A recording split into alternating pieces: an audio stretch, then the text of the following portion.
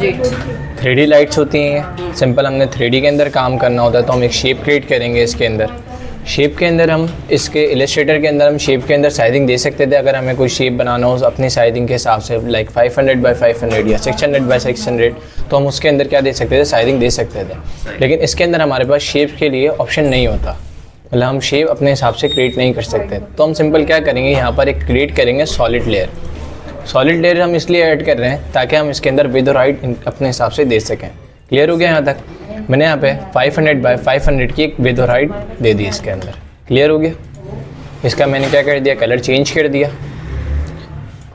अगर आपको नाम चेंज करना हो, अभी मीडियम रेड सॉलिड आ रहा है, अगर आपको नाम चेंज करना हो सिंपल हम नाम भी चेंज कर सकते हैं इसका। समझ में आ गया? अब सिंपल मैं इसको ओके करूँगा। ओके करने के बाद मैंने क्या कर दिया, इसको कन्वर्ट करना है 3D के अंदर। 3D के अंदर क्या होता है कि 3D के अंदर हमारे पास एक शेप के अंदर या एक डिज़ाइन के अंदर हमारे पास उसका फ्रंट, टॉप, बैक हर व्यू आ रहा होता है। ऐसा ही है। अभी इसके अंदर अगर हम नोट करें तो हमारे पास सिर्फ इसका कौन सा व्यू आ रहा है, फ्रंट व्यू आ रहा है। क्लियर है? अब जैसे मैंने 3D के अंदर इसको कन्वर्ट करना है तो हमारे पास एक ऑप्शन आ रहा है बॉक्स का। ठीक है, इसका मैंने 3D लेयर का ऑप्शन ऑन कर दिया। अब ये 3D के अंदर कन्वर्ट हो गया है। जब हम 3D के अंदर काम कर रहे होते हैं तो हमारे लिए रेफर होता है कि हम 2 स्क्रीन के ऊपर काम करें, 2 व्यूज़ के ऊपर काम करें। इससे हमारे लिए वर्किंग करने में आसानी हो जाती है। मैंने इसको क्या कर दिया, व्यू 1 से यहाँ से व्यू 2 के अंदर कन्वर्ट कर दिया। ठीक है, अब एक को मैंने रखा है टॉप और एक को कस्टम व्यू रखा है, कस्टम व्यू 1। क्लियर है यहाँ तक? अब मैंने इसको चेंज करना है। कस्टम व्यू 1 रखा है, वो टॉप का। अभी मैं चेंज कर देता हूँ, बता देता हूँ, आपको दिखा देता हूँ। इसको सिलेक्ट करा मैंने। अब जैसे मैं इसके ऊपर क्लिक करूँगा अपने वाले व्यू के ऊपर आकर, तो यहाँ पर हमारे पास ऑप्शन आ जाएगा, ब्लू लाइंस आने लग जाएंगे यहाँ पर। दिख गया? अभी मतलब हमारा ये वाला सिलेक्ट है। इसके ऊपर अभी व्यू कौन सा आ रहा है, टॉप व्यू आ रहा है। इसको मैंने क्लिक करा, इसके ऊपर कौन सा व्यू सिलेक्ट है, अभी कस्टम व्यू 1 सिलेक्ट। क्लियर है यहाँ तक मसला?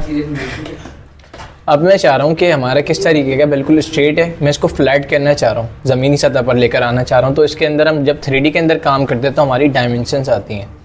कितने टाइप्स की डायमेंशंस होती हैं हमारे पास 3D के अंदर? 3 टाइप्स की डायमेंशंस होती हैं। डायमेंशंस ऑन करने के लिए हम क्या प्रेस करते हैं, R प्रेस करते हैं। R प्रेस करा, हमारे पास 3 टाइप की डायमेंशंस आने लग गई हैं। अब ओरिएंटेशन का ऑप्शन आ रहा है। ओरिएंटेशन के अंदर हमारे पास तीनों मर्ज हुई होती हैं, X, Y, Z। ठीक है, सेकंड ऑप्शन हमारे पास आ रहा है X, थर्ड Y और fourth Z।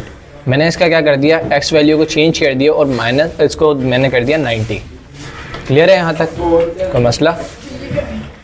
Watch he on नहीं करी, सिंपल मैंने इसको वैल्यू के अंदर चेंज कर दिया क्योंकि मेरे को एनिमेशन नहीं करनी है, इसको एक फ्लैट फेवर में लेकर जाना है। क्लियर है? अब ये टॉप व्यू के अंदर है, इसको फ्रंट व्यू के अंदर कन्वर्ट कर लेते हैं ताकि हम अपने टेक्स्ट की एडजस्टमेंट प्रॉपर कर पाएँ।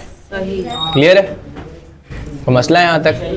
अब मैंने क्या करा, टेक्स्ट कैरेक्टर लिया, यहाँ से टेक्स्ट टूल लिया, क्लिक करा अपने पैनल के ऊपर आकर और यहाँ पर एक टेक्स्ट दे दिया लाइट। उसका मैंने px इंक्रीज करा कैरेक्टर पैनल से। अभी तक अगर आप नोट करें तो हमारा टेक्स्ट व्यू नहीं आने लगा, टेक्स्ट हमारा हाईलाइट नहीं हो रहा, मतलब हमारे को टेक्स्ट अभी तक दिख नहीं रहा। टेक्स्ट दिखाने के लिए हमें क्या करना पड़ेगा, इसको 3D के अंदर कन्वर्ट करना पड़ेगा।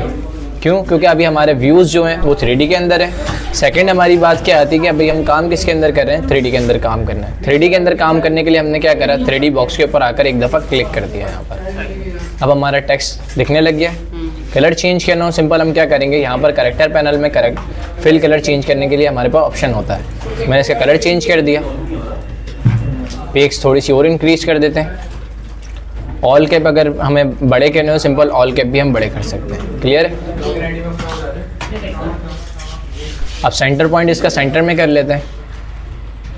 सिलेक्शन टूल लिया और इसको एडजस्ट कर लिया। अब जो मैं एडजस्ट कर रहा हूँ इसको किस तरीके से कर रहा हूँ, हमारे पास जो एरोज़ आ रहे हैं हमारे किसके हैं, 3 डायमेंशंस के एरोज़ हैं। एक हमारे पास एरो आता है Y का, एक आता है हमारे पास X और एक आता है हमारे पास जो ब्लू वाला है वो Z के लिए। अगर हमें Z आगे पीछे करना हो, फ्रंट और बैक पर लेकर जाना हो तो हम क्या करेंगे, Z वैल्यू से एक्सचेंज करेंगे इसको। अगर हमें टॉप टू बॉटम लेकर जाना हो तो हम किससे करेंगे, Y की वैल्यू से करेंगे। अगर हमें लेफ़्ट टू राइट लेकर जाना हो, लेफ़्ट या राइट लेकर जाना हो तो हम किससे करेंगे, सिंपल X से करेंगे। क्लियर हो गया यहाँ तक? कोई मसला? अभी मैं इसको वैल्यूज से इसलिए कर रहा हूँ ताकि इसकी अलाइनमेंट ना हिले। अगर मैं इसको रैंडमली मूव करूँगा तो अलाइन नहीं हो पाएगा प्रॉपर। आगे बढ़े। अब मैंने इसके ऊपर लाइट अप्लाई करनी है अपनी। लाइट किस तरीके से अप्लाई करेंगे हम? सिंपल अपने लेयर पैनल के ऊपर आएंगे और राइट क्लिक कर देंगे। और राइट क्लिक करा, मैंने न्यू करा और न्यू से मैंने इसके ऊपर एक लाइट अप्लाई करी है, एम्बिएंट लाइट। एम्बिएंट लाइट के बारे में पता है आपको? एम्बिएंट लाइट हमारी क्या मदद करती है हमारे? एम्बिएंट लाइट एक तरीके से आप इसको मून लाइट भी कह सकते हैं, एक तरीके से हम इसको सोर्स ऑफ लाइट भी कह सकते हैं। ठीक है, ये हमारी लाइट को और ज़्यादा हाईलाइट करने में हमारी मदद करती है। ठीक है, जिस तरीके से अगर हम मून के ऊपर ज़्यादा रिफ्लेक्शन दें तो मून ज़्यादा ब्राइट दिखेगा। ठीक है सर, ये एम्बिएंट लाइट रहना लाजमी होती है जी, लाइट ज़्यादा हमारी हाईलाइट होती हैं फिर। यानी कुछ भी लाइट लेगा उससे पहले हमें ये बनना है। एम्बिएंट लाइट सेंसिटिविटी क्या कर दी? कम कर दी और इसको वाइट पे ही बाय डिफ़ॉल्ट कर दिया। मैंने फ़िलहाल इसकी 15 ले रहा हूँ। अगर आप नोट करें तो यहाँ पर हमारे पास थोड़ा डार्कनेस सी आ गई है। मून के अंदर क्या होती है हमारे पास? डार्कनेस होती है। अगर उसके ऊपर कोई लाइट ना पड़े तब तक वो क्या रहेगा हमारे पास? डार्क रहेगा। जैसे अगर आपने सुना होगा, क्लियर हो गया यहाँ तक? अब मैंने इसके ऊपर लाइट अप्लाई करी है, इसके ऊपर पॉइंट लाइट। पॉइंट लाइट हमारी किस तरीके से होती है? एक बल्ब की रोशनी की तरह किसी स्पेसिफिक एरिया पर होती है, वो किसी स्पेसिफिक जगह पर होती है, लेकिन वो क्या हो रही होती है? पूरे कमरे पर क्या हो रही होती है? फैल रही होती है। ऐसा ही है, मैंने इसके ऊपर लाइट अप्लाई कर दी। एक सेकंड